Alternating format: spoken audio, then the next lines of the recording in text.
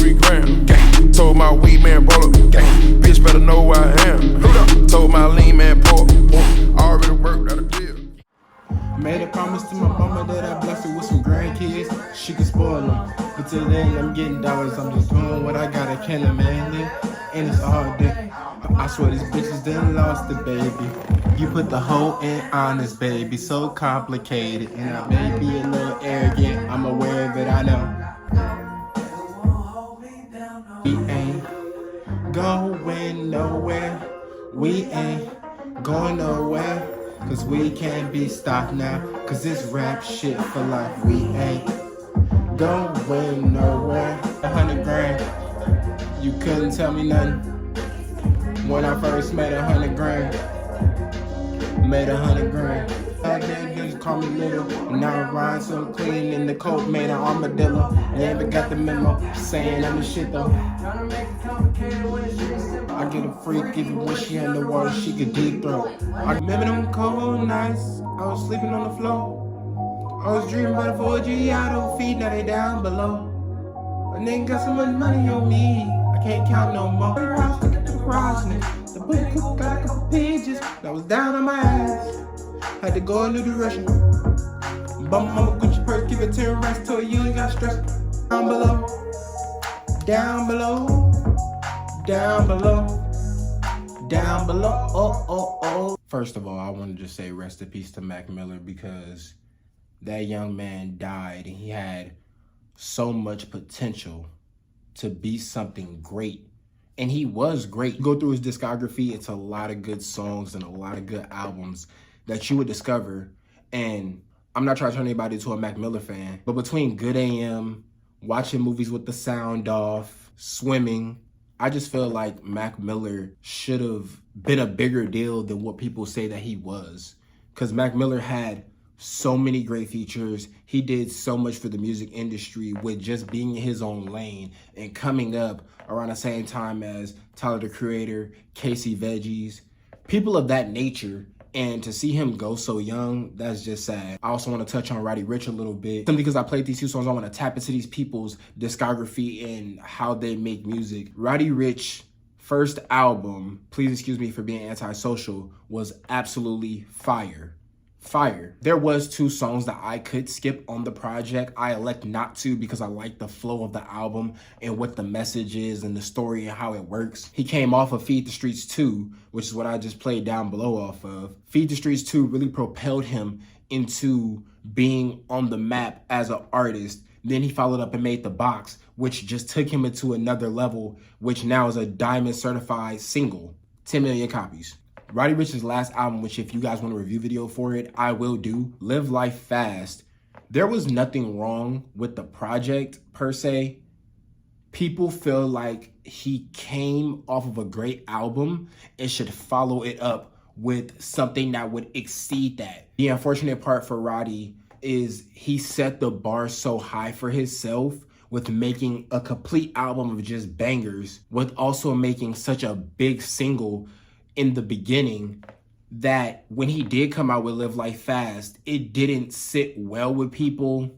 Unfortunately, late at night, that song didn't get as much shine and promotion as it should have. He posted it on his Instagram and his Twitter, said that he was gonna drop the song, ended up dropping the song, and he promoted it maybe for about a week, 2 weeks maybe. Overall, collectively, from the commercial performance and from what I seen people say about the song, they loved the song, but I feel Roddy should have came out with another single soon after that. And it took him over a year to even put out that project from that date of Late at Night coming out. I really like the album Live Life Fast just for how it flows and where he was going with it. I'm not gonna say I'm a fan of every song on the project because I definitely am not.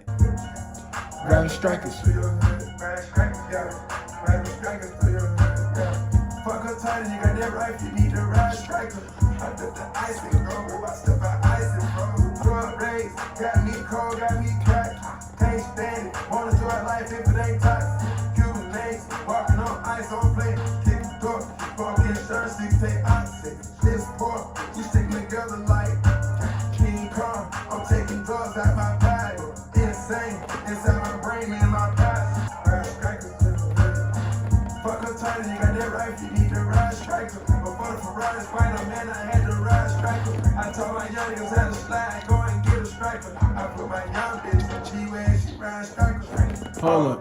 I had to rub me a bank, swing on pressure, straight out of pound, crazy ass shooting, spraying in the crowd. King Pluto, Super Future, Astronaut, Future Hendrix, goes by many names, but he's back.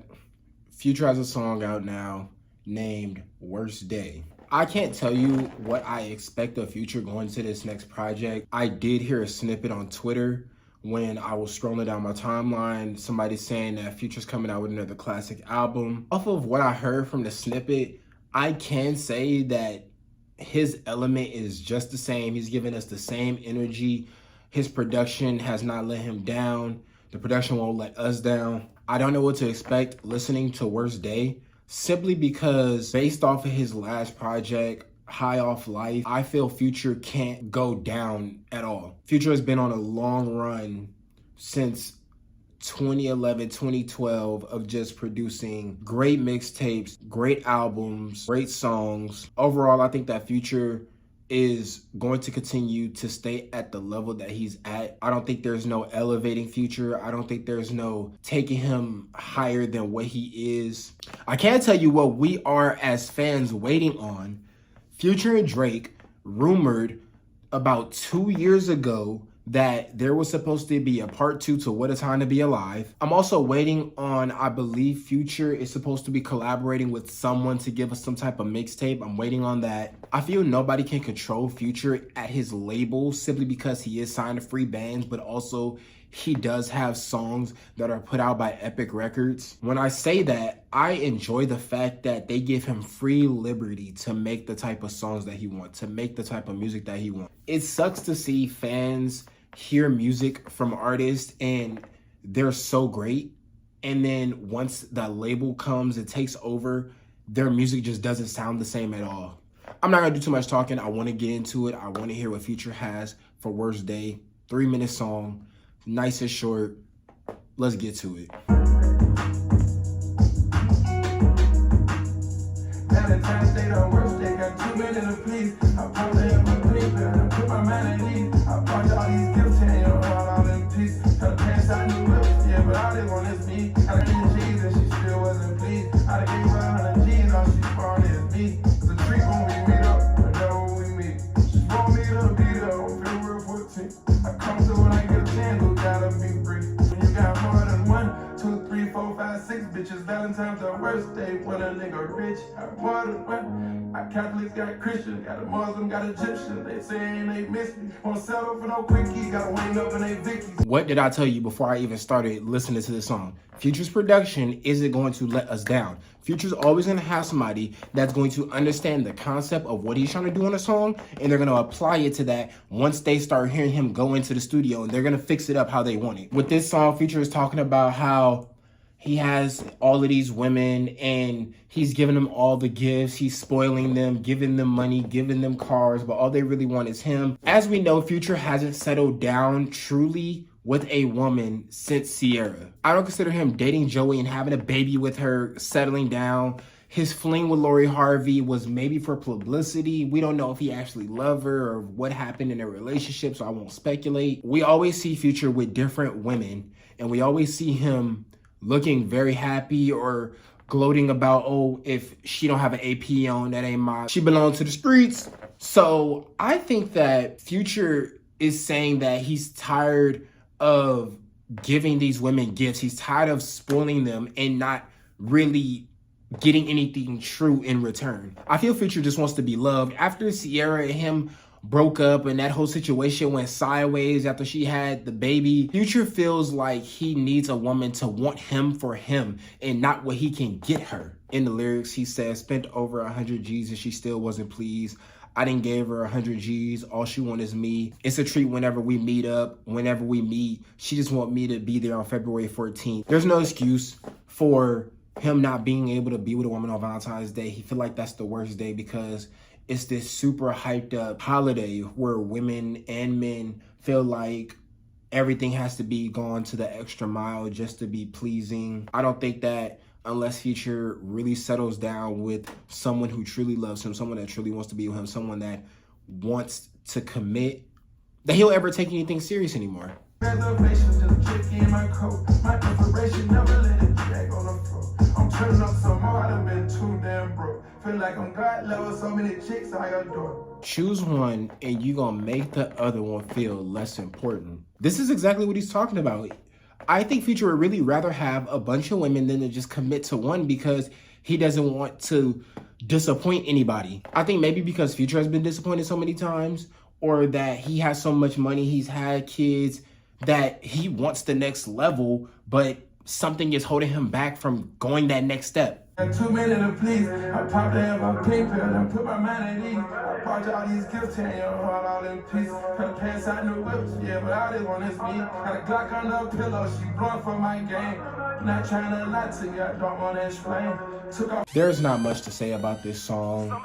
I enjoy the song, I like it, I like the vibe. I believe he put this song out around Valentine's Day also, so that just adds to it. Future needs to understand that he's getting a little too old to still be wanting 1,000 women. I'm not knocking anything that Future is doing. I'm not knocking anything that any entertainer or anybody in this world is doing. If you want multiple women, that is on you. But at the end of the day, you're going to want a woman to come home to. And he doesn't continuously want a woman that is just going to want money, that is just going to want these expensive things. It's really hard to please a lot of women that you have in your circle. If you got 7 baby mamas and you're paying them all child support, then you got their birthdays, then you got Valentine's Day, then you got Christmas. Not necessarily saying that you have to buy them gifts for all these occasions, but they gave birth to your child, so at least their birthday and maybe Christmas, you will give them something, even if it doesn't cost over $5,000, $10,000.